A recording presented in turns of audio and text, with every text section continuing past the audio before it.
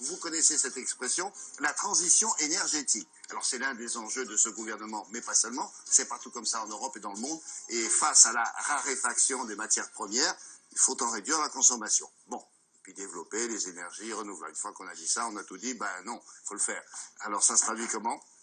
Eh ben vous allez voir, c'est une nouvelle conception de l'habitat pour les particuliers, ça vous concerne, ou pour le secteur public, et Isabelle Bouloc vous donne un exemple. Alors c'est une école, on l'appelle école Zéro Énergie, et c'est tout près de Paris.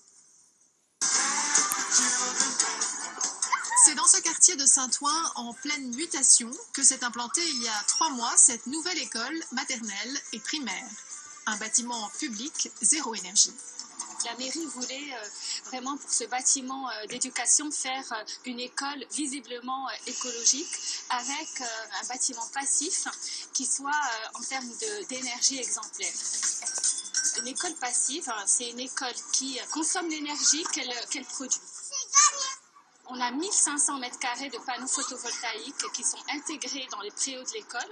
Donc c'est une école qui est en terrasse avec des cours de récréation qu'on a mis justement en belvédère sur la ville et des préaux qui sont en panneaux en cellules photovoltaïques en verre qui intègrent donc cette production énergétique et qui permettent aussi évidemment la protection extérieure des enfants quand ils sont dehors.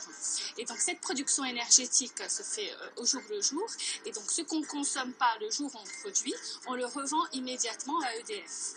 Samia, Achille, Emma, Ismaël, Fatoumata, je m'appelle Zakaria, j'ai 6 ans. L'école, elle est nouvelle, elle est bien. Je trouve que l'école, elle est belle.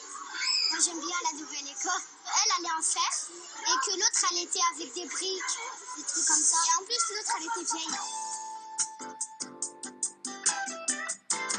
On a bien orienté les terrasses que vous voyez là, donc des terrasses en gradin qui font face au sud. Les salles de classe sont très ouvertes avec des grands panneaux lumineux, des grands pans de verre qui font face au sud. Et puis, on a aussi conçu, qui était un corollaire, en fait, des jardins, qui sont des jardins transversaux dès qu'on entre, et qui permettent aussi, en fait, dans la conception, d'avoir des salles de classe qui sont traversantes et d'avoir une ergonomie dans l'espace.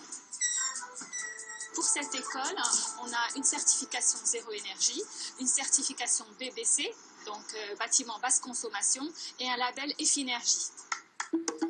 Tous les intérieurs ont été travaillés avec une matérialité en bois. C'était vraiment l'idée de faire une intériorité très chaleureuse avec un matériau vraiment vivant et un extérieur plus urbain. Ce type d'architecture permet aux élèves d'être dans un lieu très agréable, très lumineux, avec des espaces suffisamment grands aussi pour pouvoir apprendre dans les meilleures conditions. Avec des meilleurs résultats scolaires? Ça, on verra. Le secteur du bâtiment est extrêmement énergivore. Il représente à lui seul 44% de la consommation totale d'énergie en France. Alors ces bâtiments Zéro Énergie vont inévitablement se généraliser pour réduire la facture énergétique.